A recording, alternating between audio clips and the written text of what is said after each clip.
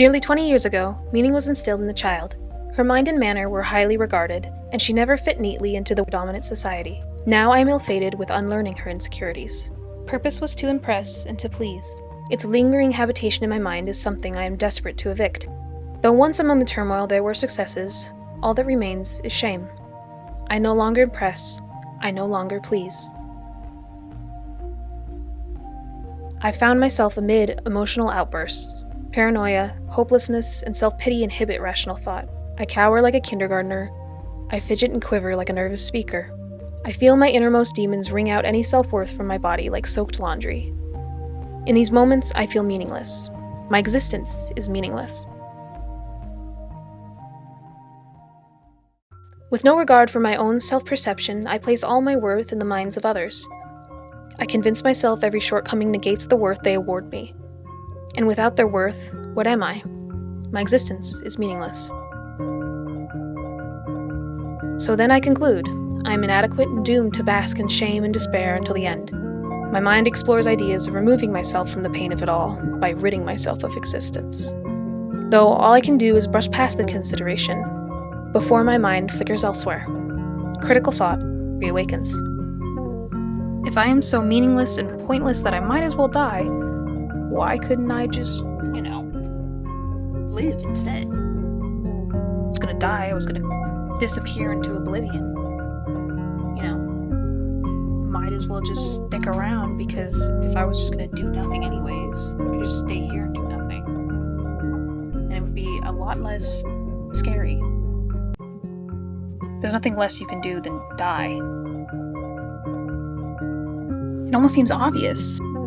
I'd rather live a life where I can do whatever I want because none of it matters. That I can shrug off things people say to me or, stupid social constructs because it didn't matter anyways and nothing matters. I'd rather be that than live a life where every single failure I have and every single bad thought I have and every single bad thing that happens to me and every single thing that someone says to me means something. Is full and jam-packed with meaning. Like, I don't want that. I don't know why anyone would want that. That's the reason I'm upset. I'm upset because I've convinced myself that every time I do something so utterly human, I have lost everything, and I don't deserve to be here. But it was never a matter of whether I deserve to be here. I just am here.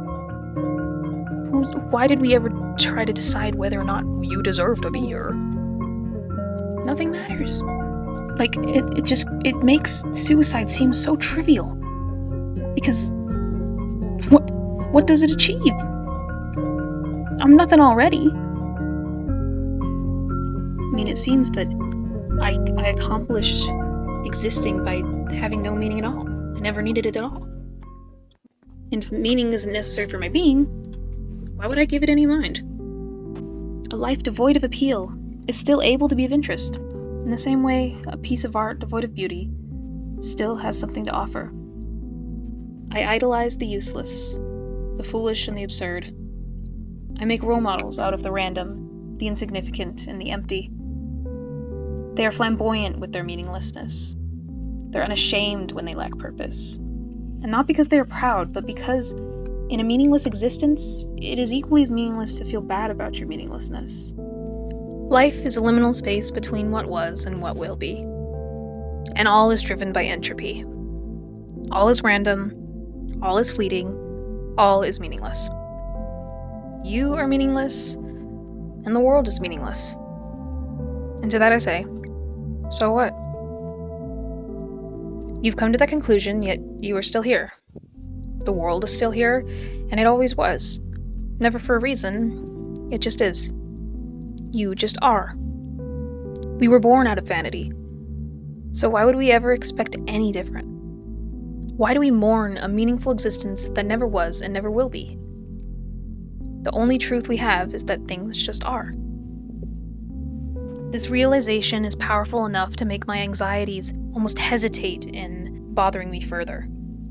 It is the human condition that they will inevitably return, but now I realize that they too are meaningless. The cruel demons that once were burst into colorful sparks of energy and chemicals that dance throughout my body with no evil intent. I think that's just where they ended up. As a human, of course, I take no pleasure in them.